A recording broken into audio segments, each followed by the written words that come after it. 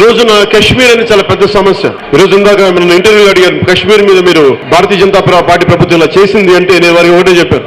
నేను 1980లో కాశ్మీర్కి నేను వెళ్ళేవాడు. ఆ రోజు అన్న చిరంజీవి గారితో పాటు వెళ్ళేవాడు, దాని ముందు కూడా వెళ్ళేవాడు.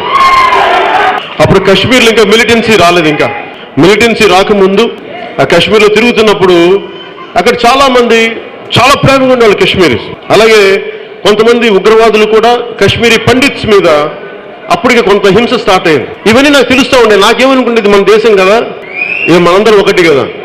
కానీ ఆ రోజు నుంచి నాకు వేదన ఉండిపోయింది. కాశ్మీర్ తాలూకు అందం చాలా గొప్పది, అత్యంత సౌందర్యవంతమైన ప్రాంతం అది. అలాంటి ప్రాంతం ఈ రోజున ఎవరికి ఇబ్బంది పడిపోతున్నప్పుడు నాకు ఈ రోజున భారతీయ జనతా పార్టీ నుంచి దేశ ప్రధానిగా ఉన్న నరేంద్ర మోదీ గారు చాలా సాహసోపేతమైన నిర్ణయం తీసుకున్నారు.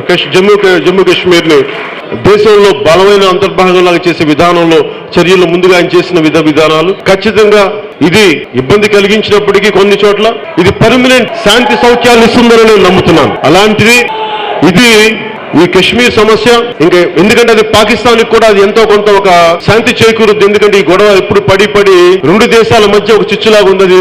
తద్వారా మన భారతదేశ అంతర్భాగానికి కూడా ఒక సమస్య అయిపోయింది. అలాంటిది నరేంద్ర మోదీ గారిని మనస్ఫూర్తిగా ఒక భారతీయుడిగా, సాటి భారతీయుడిగా మనస్ఫూర్తిగా వారిని నేను అభినందిస్తున్నాను. వారికి మనస్ఫూర్తిగా, ఎందుకంటే రెండు ప్రాంతాల ఆ ప్రజల మధ్య శాంతి సౌభాగ్యాలు ఉండాలి, పాకిస్తాన్ మధ్య మన మధ్య. ఇవన్నీ ఈ రోజు వారు తీసుకున్న నిర్ణయం చాలా బలంగా ముందుకి శాంతిని చేకూరే ప్రక్రియగా దీన్ని చూస్తా ఉన్నాను. నేను మనస్ఫూర్తిగా మీ అందరికీ అదే విషయాన్ని మీద పంచుకుంటున్నాను.